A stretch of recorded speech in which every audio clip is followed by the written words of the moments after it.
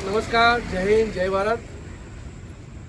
Gujarat paramilitary પરિવાર માટે આજે ખૂબ જ ખુશીના સમાચાર કે સવારે આપણા મહામંત્રી તુલસીભાઈ તેમજ અમદાવાદ ગાંધીનગરના પ્રભારી બળવંતભાઈ સવારથી સચિવાલયમાં આવ્યા હતા. સૌથી પહેલાં આપણે ગૃહમંત્રી શ્રીના કાર્યાલયમાં આવેદન આપ્યું, એના પછી મુખ્યમંત્રીશ્રીને પણ આવેદન આપ્યું, એના પછી પંકજભાઈ જોશી જે મુખ્યમંત્રી સાહેબના ખાસ અંગત એમને પણ આપણે આવેદન આપ્યું.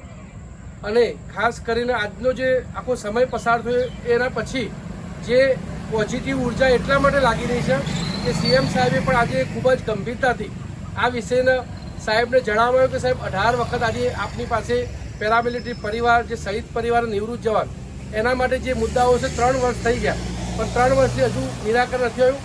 આજે તાત્કાલિક એમને આદેશ પણ આપ્યા છે કે એમના જે પણ મુદ્દા હોય એમનું સ્ટડી અભ્યાસ કરી જે પણ એમનાથી થઈ શકે એ કરવાની એમને આજે બાંહેધરી આપી છે, જેથી એવું લાગે છે કે ટૂંક સમયમાં તમામ પ્રશ્નોનું ખાસ કરીને જે મુખ્ય મુદ્દાઓ હશે એનું નિરાકરણ થશે.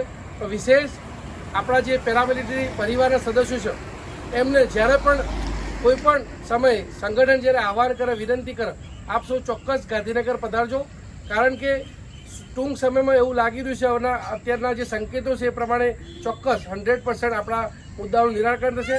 અને મને આશા છે આજની સરકાર ઉપર જે જવાનો માટે ખૂબ જ સંવેદનશીલ છે, જે પાછલી સરકારે કામ નથી કર્યા એ ચોક્કસ આજની આપણી માનનીય યશસ્વી પ્રધાનમંત્રી નરેન્દ્ર મોદી સાહેબની અગુવાઈમાં જે દિલ્હીમાં પણ છે તો તમામ પેરામિલિટરી પ્રશ્નો ચોક્કસ નરેન્દ્ર મોદી સાહેબની આગેવાનીમાં પરિપૂર્ણ થશે.